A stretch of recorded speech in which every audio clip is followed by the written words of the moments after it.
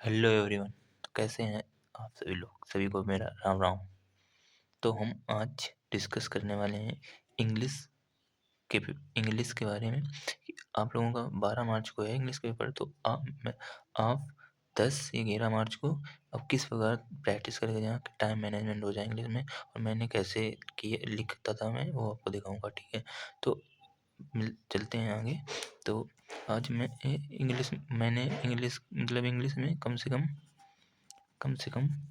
5 से 6 full free PYQ लगाए थे मैंने, फुल अनसॉल्व में जो होते हैं। तो उन्हीं में से 2 हैं मेरे पास, तो मैं आपको दिखाऊँगा कि कैसे लिखूँगा। उसमें मैं 90 प्लस आराम से मार्क मेरे आए थे। तो आपको भी उस ऐसी तरह लिखना है। ये देखिए, मैंने 2 मार्च का मेरा पेपर था। ये जो मैंने 10 फरवरी को लिखा था, ये है मेरे पास। ऐसे रोल नंबर का हैबिट डालना था याद करने के लिए, रोल नंबर याद हो जाए, ये कर दिया मैंने।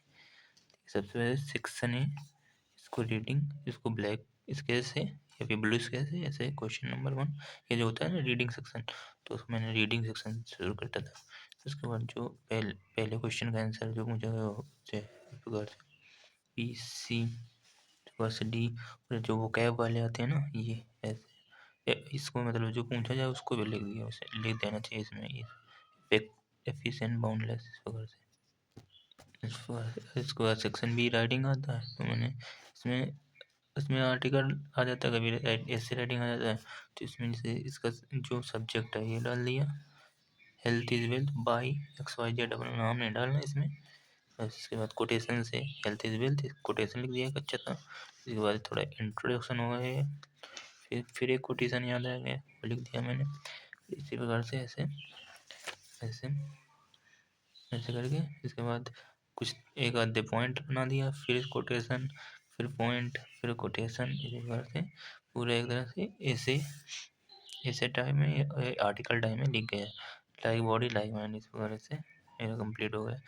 मुझे अच्छे देखिए, इतना लिख दोगे, इतना 2 पेज का तो अच्छा रहता है। उसमें तो 120 वर्ड का आता है लिखने के लिए, बस आप इतना लिख दीजिए। इसके बाद राइटिंग सेक्शन, लेटर राइटिंग आता है। यहाँ पर सबसे पहले लेटर राइटिंग में ऐसे अपना एड्रेस, ये मैं अपना डालता था, इसलिए मैंने कट कर दिया है। इसमें आप कोई भी एड्रेस डाल सकते हैं, कुछ भी एक्सेट्रा, पेपर में कोई दिक्कत नहीं। इसके बाद डेट, इसके बाद डेट, फिर इसको लिखना है टू द एडिटर। इसके बाद है ना जहाँ के लिखना है वो लिखना है। फिर इसके बाद सब्जेक्ट, फिर इसके बाद सर ऑन बिहाफ ऑफ से कुछ भी लगा सकते हैं रिस्पेक्ट के लिए।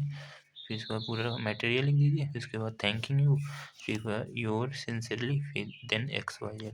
ये सब इसी फॉर्मेट इसी साइड लिखना है। अब वो पुराने ज़माने गया कि इस साइड लिखते थे, अब जो मॉडर्न तरीके है ना, सब इसी साइड लिखा जाता है। तो आप ऐसे लिखें। इसका ग्रामर आ गई, क्वेश्चन नंबर 4, इसका जो क्वेश्चन हो उसका आंसर जो हो, बस 2 नंबर आंसर है। इस प्रकार से ऐसे ऐसे लिख दिया जो आंसर हो। इस प्रकार से 5 का इनडायरेक्ट स्पीच ऐसे डाल दिया, इनडायरेक्ट स्पीच है, बस इसको बना दिया इनडायरेक्ट में। इससे क्या होगा, एग्जामिनर को तुरंत पता चल जाएगा इनडायरेक्ट स्पीच है, अपन देखेगा बस नंबर दे देगा। उसके बाद इस प्रकार से कॉम्प्लेक्स सेंटेंस बनाना होता है ना, जो उसमें बोलेगा कि कौन 2 सेंटेंस ये कॉम्प्लेक्स बनाओ, कंपाउंड बनाओ, तो इस प्रकार से ऐसे बना दिया। इसके बाद ऐसे पैसिव करेक्ट सेंटेंस करने के लिए आता है वो। इसके बाद होमोफोन्स हो गए ये। देन इसके बाद हो गए इंग्लिश ट्रांसलेशन, स्टोरी स्टोरी यहाँ पे लिख दीजिए इंग्लिश ट्रांसलेशन और शुरू कर दीजिए ऐसे। अच्छी राइटिंग से ज़्यादा काटा पीटी ना करिए, मतलब पूरी नहीं हुई थी तो ऐसे लिख दिया ऐसे। इसके बाद सेक्शन डी लिटरेचर होता है ना। इसके बाद क्वेश्चन नंबर ये शॉर्ट टाइम में होता है तो इतना लिख दो, शॉर्ट टाइम में इतना इतना। ये एक लॉन्ग होता है तो इतना बड़ा लिख दीजिए। कम से कम आधा पेज, ये 1 पेज का लिखिए, मतलब वहाँ तो कॉपी छोटी थोड़ी होती है, जैसे चौकोर, तो उसमें ज़्यादा 1 पेज आराम से। इसके बाद स्टैंजा आता है पोएम सेक्शन से, इसके क्वेश्चन इस प्रकार यहाँ पर ये आप संकेत डाल दीजिए ऐसे। इसके बाद ये इस पर क्वेश्चन जो पूछे। इसके बाद एक सेंट्रल आइडिया लिखना होता है, तो सबसे पहले ऐसे पोएम डाल दीजिए जिसका लिखना हो आपको, पोएट उसके जो पोएट है वो डाल दीजिए। इससे मान लो ये, इससे तो 1 नंबर तो एग्जामिनर इसी से दे देगा।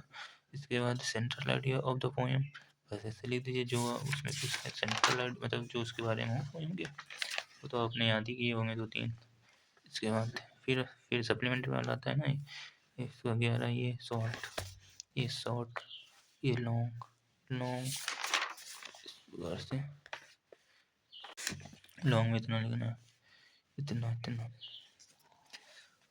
तो आई होप कि आपको समझ आ गया वो कितना लिखना है, कितना टाइम में लिखना है, तो कितना बड़ा क्वेश्चन लिखना है, कैसा विशेष राइटिंग का थोड़ा ध्यान रखना है, ये वो।